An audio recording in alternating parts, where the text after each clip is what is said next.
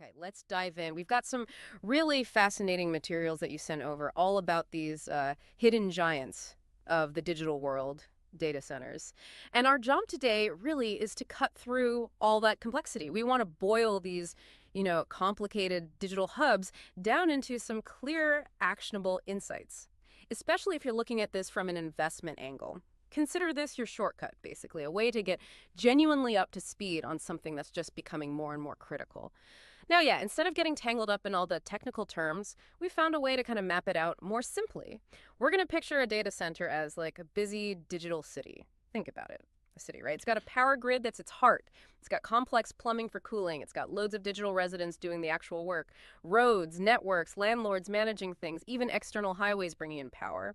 Thinking about it that way just makes the whole thing, which can seem pretty intimidating, suddenly much clearer. You immediately see where the key companies fit in and, where the real investment angles might be beyond the obvious big names. It is pretty amazing, isn't it, how much that digital city idea clarifies things.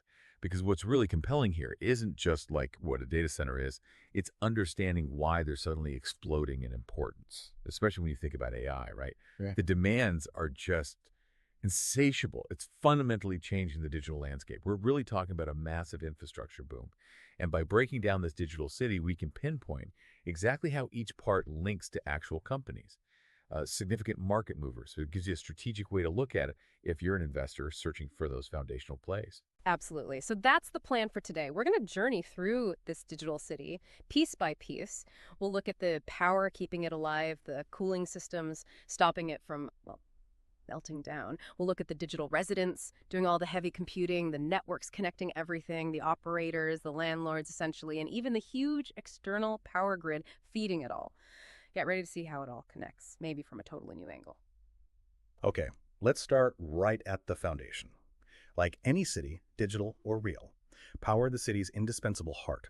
I mean, without a steady, stable flow of electricity, the whole digital city just stops. Dead. And it's not just about getting power to the building, it has to be surgically precise, layered with backups right from where it enters down to every single server. The stakes are incredibly high. One flicker, one little dip in power, and you're looking at huge disruptions.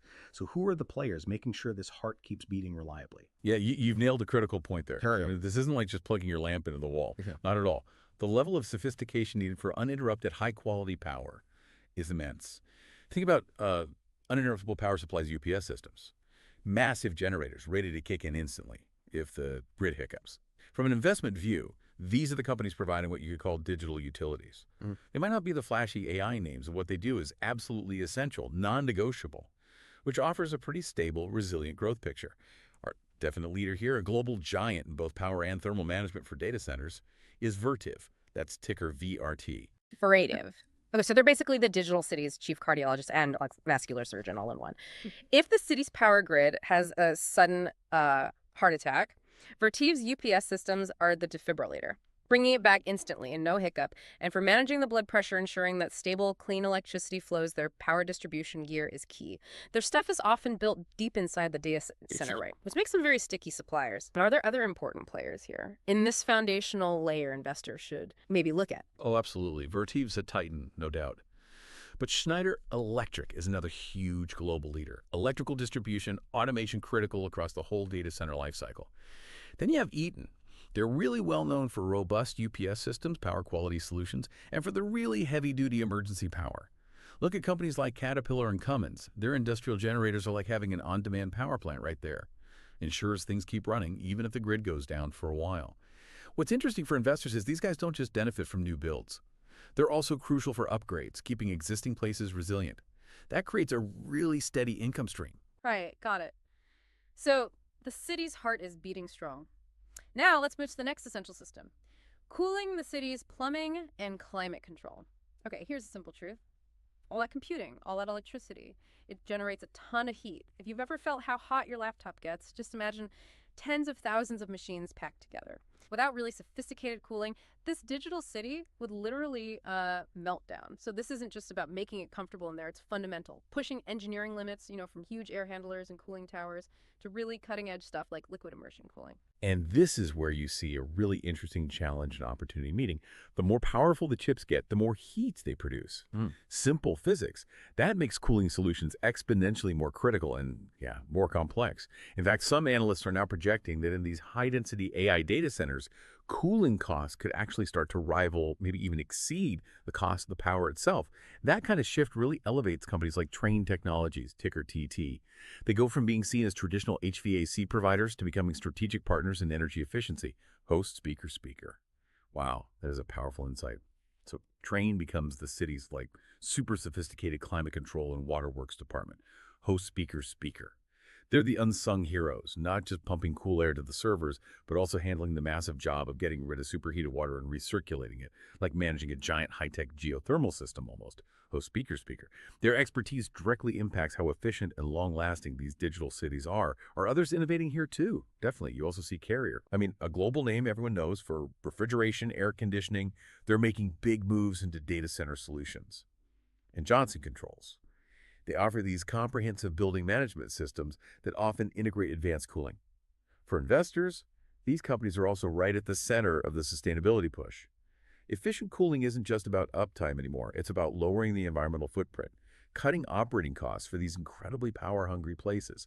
That's a strong long-term growth story. All right, power's flowing, temperature's under control. Let's step inside the city walls now and meet the actual workers, the servers and accelerators, the city's digital residents. Yeah. These are the brains, the muscle, the things actually doing all the heavy lifting, the calculations. In our analogy, think of a traditional CPU, a central processing unit, as maybe the city administrator, handles lots of general tasks pretty well. But a GPU, a graphics processing unit, especially now with AI, that's more like an elite specialized task force. It can handle thousands, even millions of really intensive calculations all at the same time. Parallel processing. Memory is like the short-term desk space holding data needed right now. Storage is the huge long-term archive, the library. And this, right here, is where the AI story just explodes. The boom in AI demand has totally shifted the computing landscape. GPUs have become the absolute central nervous system of these digital cities. The growth isn't just steady, it's exponential. And our clear leader, arguably the single most important company in this whole AI era, is NVIDIA, ticker NVDA. They have an absolutely dominant market share in data center GPUs. They're essentially providing the super brains for all the advanced AI training and inference work. So NVIDIA isn't just a resident. They're like the whole genius research collective, the advanced factory, the supercomputing center, all in one place. While other digital residents might process things one after another, NVIDIA's GPUs just chew through thousands of complex problems simultaneously. They're driving every advanced AI model, every simulation, every bit of generative AI we see. Their impact on a digital city's, let's say, intellectual output and productivity is just massive, unparalleled. But even with that dominance, is there any competition pushing them? Oh, for sure. Well, NVIDIA is way out front. AMD is a serious competitor. They offer strong alternatives in both CPUs and GPUs. Think of them as a key co-researcher, constantly pushing the envelope, grabbing market share in certain areas. Intel, the longtime giant of the computing world, still a powerhouse in CPUs. And now they're investing aggressively in their own GPUs and AI accelerators too. And we can't forget the crucial support systems. For the city's memory, that quick access workspace Micron and Samsung are key.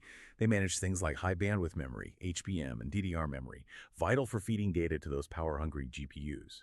Then for the huge data libraries, the archives. Seagate and Western Digital are the master librarians there. For investors, these companies are all direct beneficiaries of this relentless demand for more processing power, more storage, fueled by every new AI application. Excellent. Okay, our digital residents are working hard. Now we need to make sure they can talk to each other. So our fourth stop, the network, city's arterial road system, and hyper-efficient traffic department. I mean, imagine a city with no roads or just constant traffic jams, nothing gets done, right? A data center is exactly the same. You need incredibly fast, low-latency networks roads so servers can swap data instantly, both inside the building and with the outside world. This is where the digital traffic flows. It's the lifeblood. And this brings up a really critical investment point. Yeah. How do you guarantee that seamless high-speed data flow, especially in a digital city that's growing like crazy and handling, petabytes of data every second? It's not just about raw speed. It's about smart traffic management, security, being able to scale up easily. Our lead stock pick here, a company that really shook up the market, is Arista Networks, ticker ANET. They are a dominant player in building the high-speed network switches that act like the superhighways inside cloud and AI data centers. So Arista is like the digital city's advanced traffic control center and the master road builder combined. They're not just making the data lanes wider, they're putting in incredibly smart traffic lights, algorithms for flow control, ensuring data moves without jams super fast, no matter how much you throw at it. Their software-first approach is apparently a big advantage, making their networks really flexible and efficient. What about other players involved in this critical infrastructure? Well, historically, Cisco was the original architect, the big name. And they're still a major player, especially in enterprise networks and broader infrastructure. But companies like Arista have definitely carved out a huge piece of the pie, particularly with the hyperscalers, the big cloud providers, because their solutions are purpose-built for that cloud environment. Then you have companies like Broadcom and Marvell. They're designing the actual chips, the fundamental components that go inside those high-speed switches, the building blocks, and for the physical roads themselves. Corning provides the essential fiber optic cables that carry the light signals, the data. Finally, companies like Lumentum and Ciena are leaders in optical communication gear. They build the ultra-fast, long-distance express lanes connecting data centers. For investors, the companies enabling fast, secure, reliable data transfer are absolutely essential, especially as AI makes data volumes and complexity just explode. Okay, next up, let's talk about the folks who own the place. The data center operators, the city's landlords, and master developers. Just like in a physical city, right? You have companies that own the land, build the buildings, and then lease space to businesses. Data centers work on a similar model, just way more high-tech. These companies build the incredibly sophisticated physical facilities. They offer the whole package. Secure space, reliable power, advanced cooling, network connections. They provide this to their tenants, who can then just bring in their own servers and gear. And what's really interesting here is that these operators essentially become the physical foundation for the entire digital economy.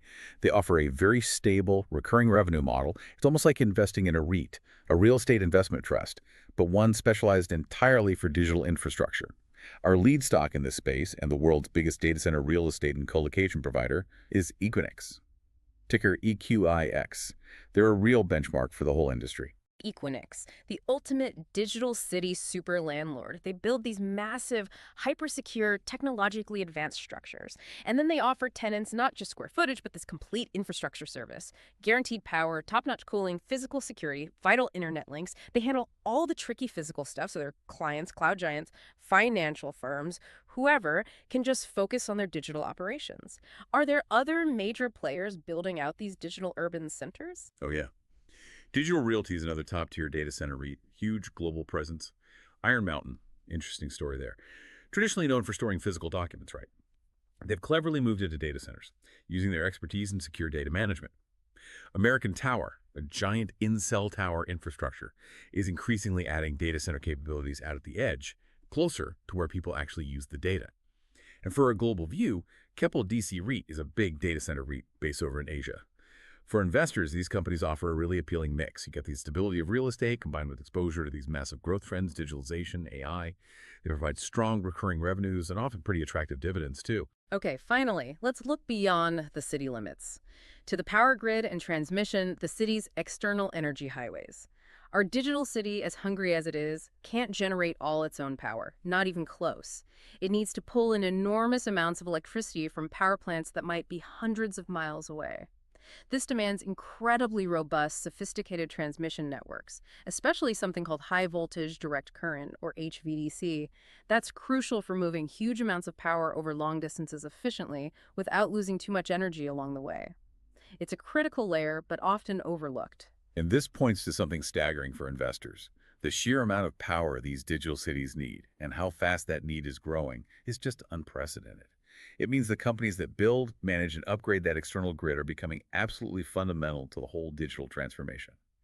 Our lead name here, a global powerhouse covering HVDC, gas turbines, the whole power infrastructure picture, is GE Vernova, ticker GEV.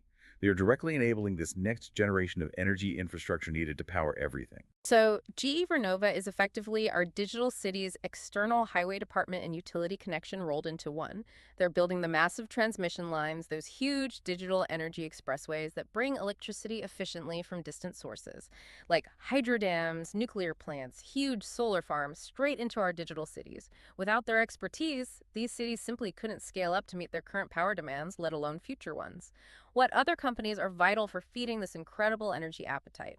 Other key players would include Siemens Energy, a major European leader in energy transmission and generation tech. Hitachi Energy, too, big in advanced transmission solutions, especially in Asia and globally. And then, of course, you have the actual energy producers. Companies like Constellation Energy, one of the biggest nuclear power operators in the U.S., they're a critical source of low-carbon power for these energy-hungry digital giants. For investors, these are really long-term infrastructure plays. They provide the foundational energy backbone that allows large-scale data centers even to exist and expand.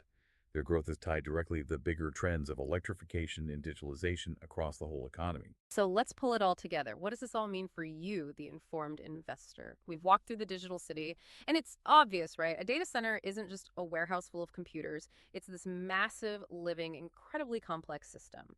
Vertiv is the city's heart specialist, keeping the power stable. Trane Technologies handles the cooling, the plumbing, preventing meltdowns. NVIDIA is the collective of genius researchers doing all the intense computing. Arista Networks is the smart traffic controller, keeping data moving. Equinix acts as the ultimate landlord, providing the physical foundation. And GE Vernova builds those essential external power highways connecting the city to its energy. Each one plays a vital, often interconnected role in this whole booming digital world.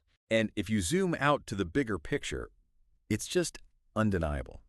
As this AI era really picks up speed, these digital cities are set for exponential growth. This isn't just theory. The investment numbers are staggering. We saw hyperscaler investments, the big cloud guys, jump 58% year over year. U.S. data center construction spending up 28% year over year. Inventory in major North American markets expanded by 43%. This isn't just lifting the big AI chip makers you hear about all the time. It's a rising tide lifting this whole ecosystem. The companies building, powering, cooling, connecting, and housing these critical infrastructures. It really changes how you should think about investing in the digital economy, doesn't it? It raises the question, are you looking beyond just the front-end apps and tech and thinking about all these crucial foundational pieces that make it all possible? And here's where it gets really interesting, maybe even a bit mind-bending.